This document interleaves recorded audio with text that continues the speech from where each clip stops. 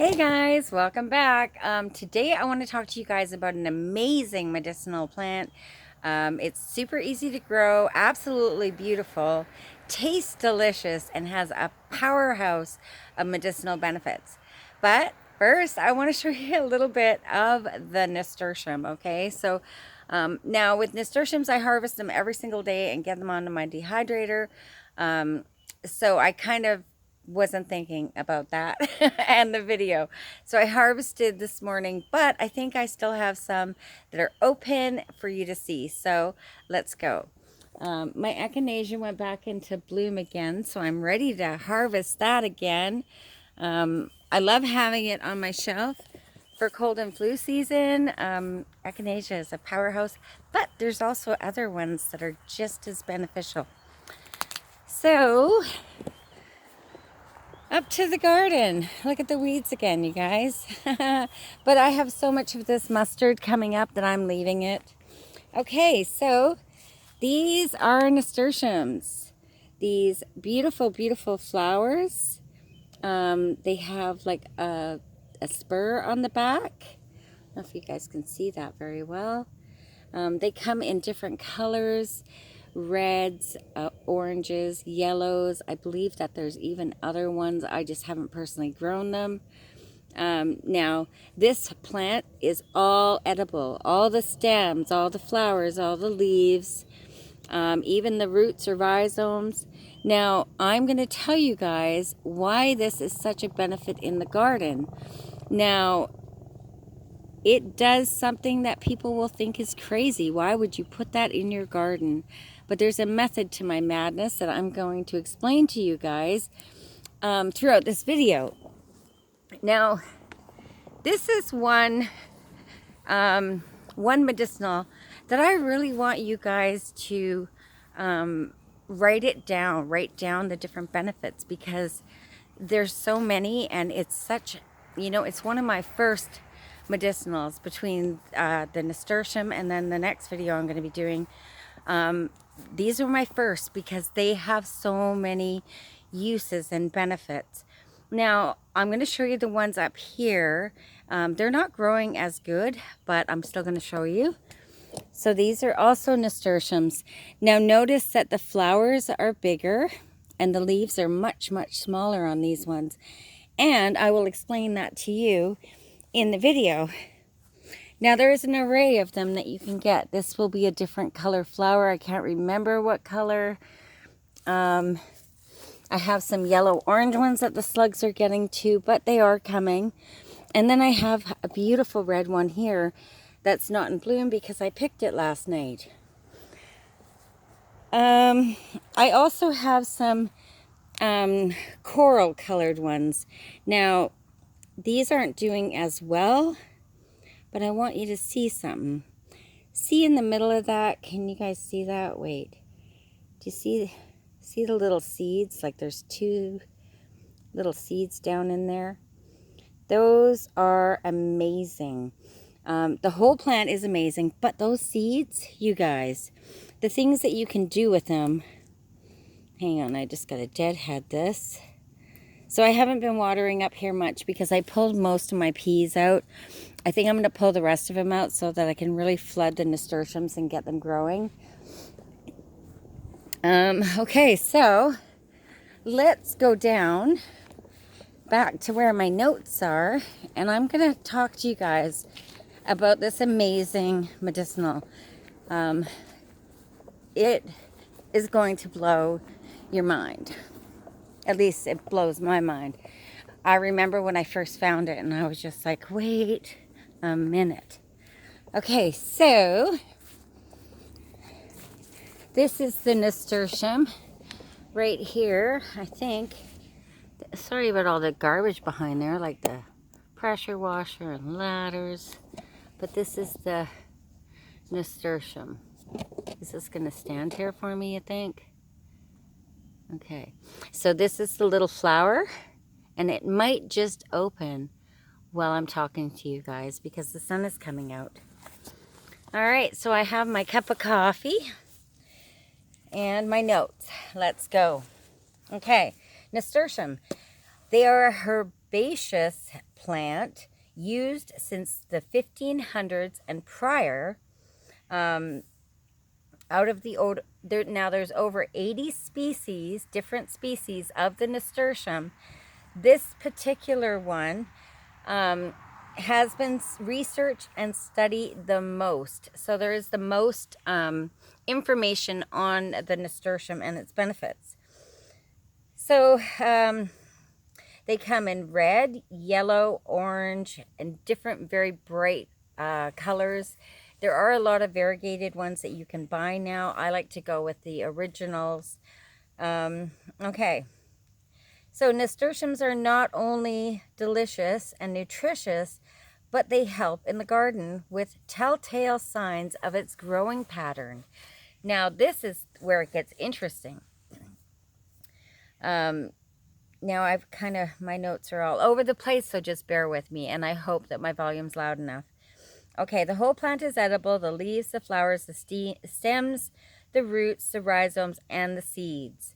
They grow fast and are great for dehydrating, because they dehydrate super quick. Like, I put mine on in the morning, and by the afternoon, I'm ready for another load, so it's perfect.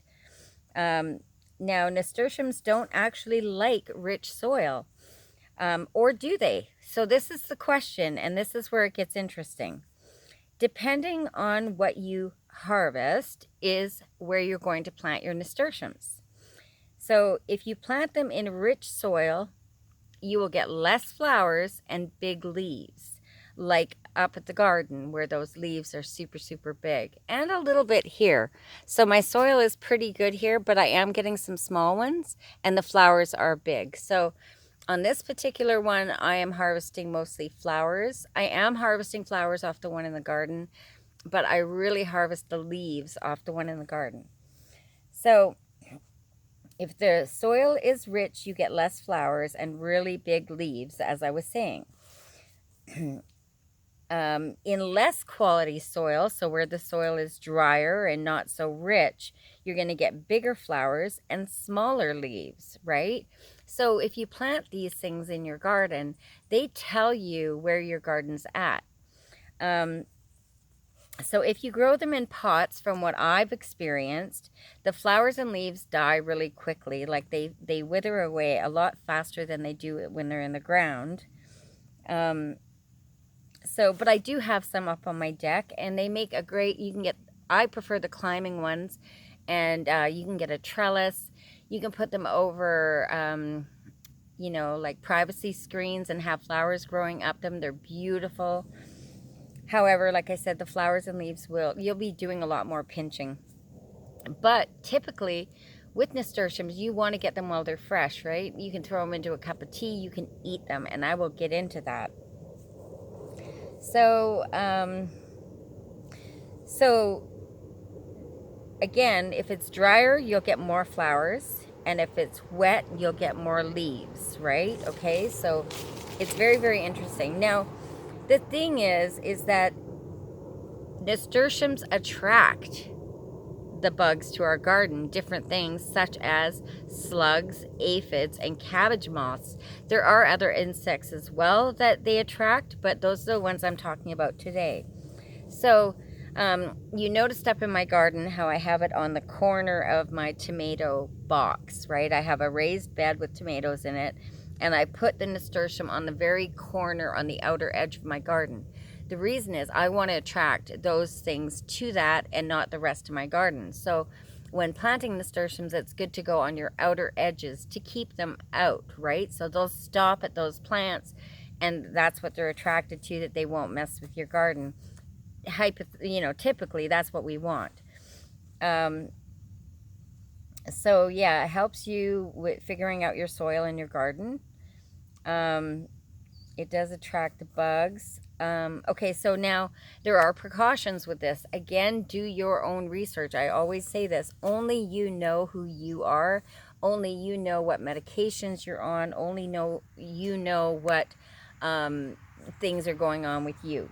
So they say that there are precautions with, and to avoid nasturtiums, if you have stomach ulcers, intestinal ulcers, kidney disease if you're pregnant or nursing. Now, they also have a precaution when it comes to younger children. Now, I think the precautions on all of these are because of the spice in them, because they're somewhat spicy. However, as I read to you the information, it's going to kind of contradict those precautions, but you do you use your own judgment, do your own research. Again, you know, when we're doing our research, it depends on what browser you're using, on what websites you're going to. So be diligent when you're doing your research. Check out several, make sure you get at least 3 or 4 that are the same before you, and make sure that they're reputable sites as well. So there is a lot of wonderful, beautiful medicinals that we can grow easily every year. Now, these are a self-seeding, typically depending on what zone you're in. However, they're really easy to start. The seeds are quite large. You will see growth within a month of planting seeds, so it's a quick crop, and it's another great first medicinal for people to get into. So right now, I just wanted to say I hope you guys are learning something new about nasturtiums. And I know we haven't even got into the vitamins, minerals, or any of that. So here we go. This is where I really encourage you guys to write it down. So nasturtiums are extremely high in vitamin C, similar to parsley. They're very high in vitamin A and D. They have manganese, iron, and phosphorus. Now, something interesting about the nasturtium is the flowers have different properties than the leaves. So the flowers have vitamin B1, B2, B3, calcium, copper, and zinc. So this is a plant that's great for our skin, really good for acne and hair care, amongst many, many other things. Okay. So it is an antioxidant, antimicrobial, antifungal, antihypotensive, anti-expectorant, anti-inflammatory, and the C word. You guys know what that one is. I really try not to use those words, so I'm just going to call it a C word, you know, and you guys know what it is. Okay, so, sorry, I have something in my eye right now, you guys. I think it's like a hair or something. Okay, so it helps hair growth and reduces hair loss. So for any ladies that are concerned about your hair growth and hair loss, it's another one. Like, I only use apple cider vinegar on my hair, 1 part to 10 parts with water, and then I infuse it with different medicinals. So nasturtium is definitely one that I would use for doing that, or for anything to do with our hair. So they also contain a compound called uric acid. Now, it's a type of omega-9 fatty acid that acts as a natural lubricant for our hair and our skin, by hydrating it with an emollient effect. So it's very, very specific to our skin and our hair, and can be such a benefit. Nasturtiums also have compounds called polyphenols and anthocyanins. I'm sorry, I really have a hard time pronunciating some of these words. Again, if and when you do your own research, I have the spellings. I don't know. I'm not going to do that to you, though. Okay. Okay, the polyphenols and the anthocyanins are more antioxidants that are great for our digestive, our skin, and our respiratory system. Nasturtiums have high amounts of trace minerals, and they are easily absorbed into our body, so that's really important. Nasturtiums also have a wonderful thing called lutein.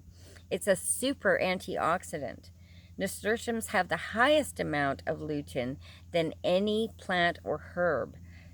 Lutein helps maintain our eyes, our skin health. It supports our immune system, our respiratory system, and our digestive system. So it is a really good antioxidant. Now you can use nasturtiums just in like a tea, and you can do a cold tea or a hot tea. It's great for gargling for sore throats, mouth sores, anything like that. It's good for topically. Now you can even use make a tea and put a cloth in it. Say if you have an area of your skin that has a rash or acne, you can use it to wash your face and whatnot. It's super, super beautiful and easy to grow. Now the flowers have like a sweetness to them. They have a hint of sweetness, so they're really nice to munch on.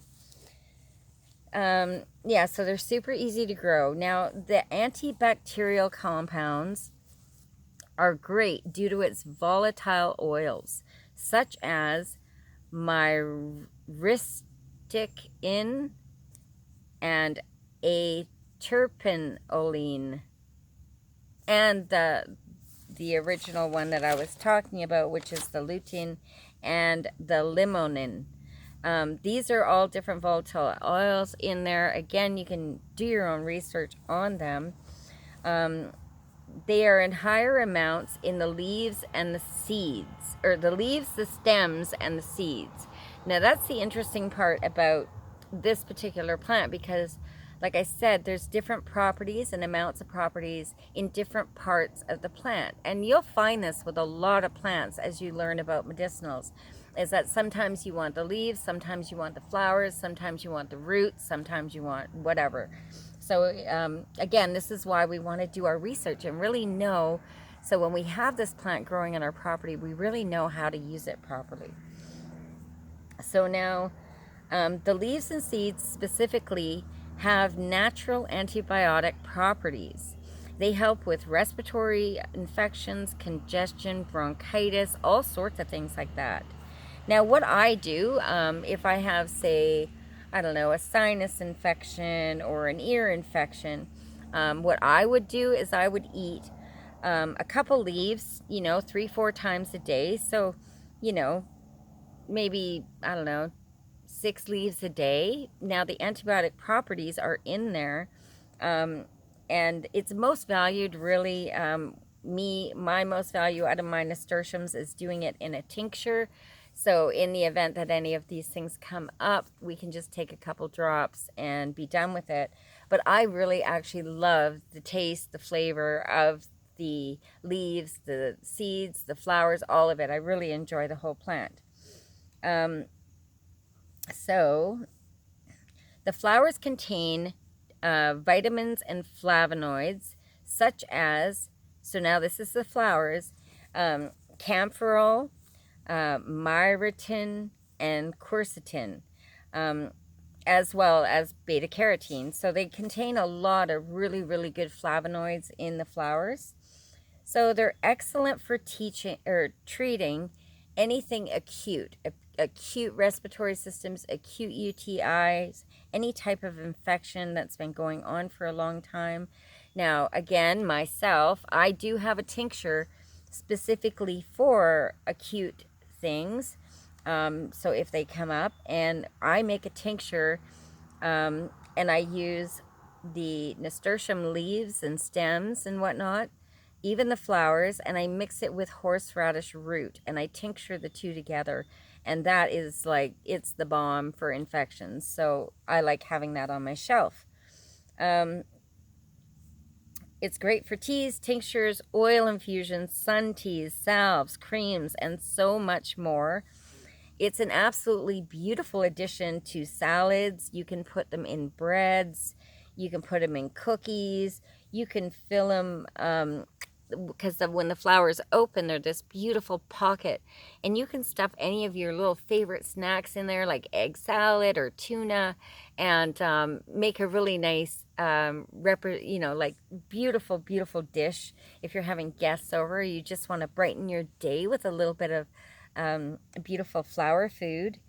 Now the seeds, that grow in the middle of the flower. They are great for drying, so dehydrating them and then grinding them into a seasoning because of its spiciness. The seeds are definitely the spiciest part of the plant. And it's funny because they're in the flower. So when you eat the flower, you get a sweet hint, but you also get a spicy pop because those seeds are in the middle. So I think that's it. Wait, I have notes. So they germinate easily within about a month. Beautiful, easy to grow. I'm just checking to see I don't want to miss anything. Helps to figure out and regulate your garden soil. And that's it. So let me turn this around. I hope you guys really enjoyed the video on nasturtiums. I hope you start growing them. Let me know in the comments below if you already grow them, and if you eat them, because they are so delicious, you guys. And remember, all those spicy things, they get our body moving, right? They get our blood flowing. They clean everything out. It's a wonderful, wonderful plant for you guys to start growing and start enjoying. Get it on your pantry shelf for the winter months. Tincture it up. Do all sorts. Be creative. And, you know, God's created everything we need. We just have to learn all about it. So I hope you enjoyed this video. If you watched this far, please put a little coffee emoji in my comment section because I am having a cup of coffee. So I hope you have a wonderful day. Thank you for coming. Bye-bye.